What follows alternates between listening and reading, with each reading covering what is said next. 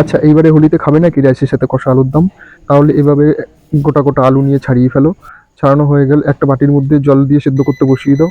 খানিকটা নুন দিয়ে ওর মধ্যে, যাতে একটু টেস্ট হয়। সেদ্ধ হয়ে গেলে ছাকা তেলে ওটাকে ভালোভাবে ভেজে নাও, একদম লাল লাল করে ভেজে নাও আমার মতন। হয়ে গেলে একটা বাটিতে তুলে রাখো। তোলার পর একটা ফ্রাই প্যানে বা একটা কড়াইতে একটুখানি সামান্য সর্ষের তেল দাও। দেওয়ার পরে ওর মধ্যে দিয়ে দাও গোটা গরম মশলা ফোড়ন। গোটা গরম মশলাটা ফোড়ন হয়ে এলে তার মধ্যে দিয়ে দাও পেঁয়াজ বাটা, আদা বাটা, রসুন বাটা। দিয়ে একসাথে ভালোভাবে ওটাকে ভাজো।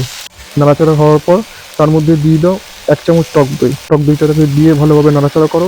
তার উপর দিয়ে দাও কাঁচা লঙ্কা বাটা ও টমেটো বাটা। দিয়ে ভালো করে ওটাকে নাড়াচাড়া করো মশলাটাকে। অনেকক্ষণ ধরে ভাজতে হবে। ভাজার পর তার মধ্যে দিয়ে দাও জিরে গুঁড়ো, ধনে গুঁড়ো ও কাশ্মীরি লাল মির্চ। দিয়ে মশলাটাকে ভালো করে ভাজো, একদম লাল লাল হয়ে যাবে মশলাটা।